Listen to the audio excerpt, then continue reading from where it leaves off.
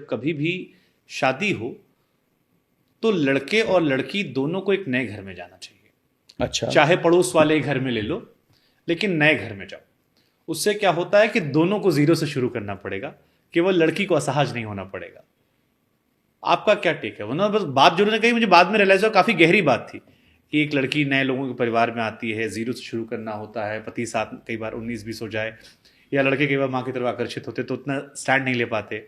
उन्होंने कहा जीरो से शुरू करो, घर के बगल में घर ले लो, बट ऐसा रहे जहां सब कुछ जीरो से है, तो दोनों बड़े कंफर्टेबल रहोगे। उसके बाद चाहे फैमिली में शिफ्ट कर जाओ। आप क्या सोचते हैं? ये स्टेटमेंट यूनिवर्सल नहीं हो सकता, ये वेरी इंडिविजुअल है। दो जनों का संबंध कैसा है उसके ऊपर निर्भर करता है। कोई भी चीज़ फंडामेंटल नहीं तैयार की जा सकती कि अब शादी होगी तो बगल वाला घर ही लेना चाहिए।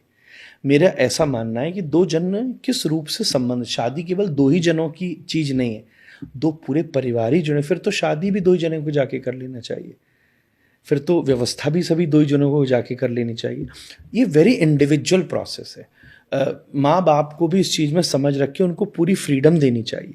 कई लोगों को घर में बगल में लेने की सुविधा भी नहीं हो सकती। बड़ी चीज़ ये नहीं है कि कौन को ज़ीरो से, हर व्यक्ति अपनी लाइफ में ज़ीरो से ही शुरू करेगा। हर का ज़ीरो अलग अलग है, ज़ीरो सबका एक मत करिए, मेरा ऐसा मानना है। लड़के का ज़ीरो अपना ज़ीरो है।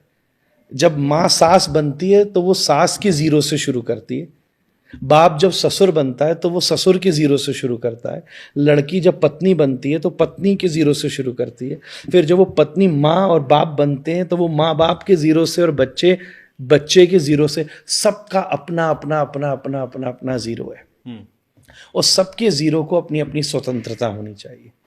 निश्चित रूप से दो परिवार इस तरीके से आपस में बैठ कर के आनंद से रह सकते हो, अलग रह सकते हो, तो बहुत अच्छी बात है।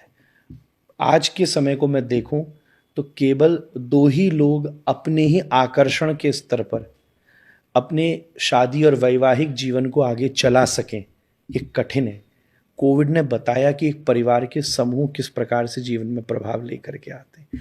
जब सारा परिवार एक साथ एकत्रित होता है, हमने ऐसे कई घर देखे, पति पत्नी के जब थोड़े से क्लैश हो जाते हैं, उस समय दोनों तरफ की माँ या सास या ननद या जेठानी या देवरानी किस प्रकार की अच्छी भूमिका बना के उन दो चीज़ों को टूटने से रोक लेती हैं।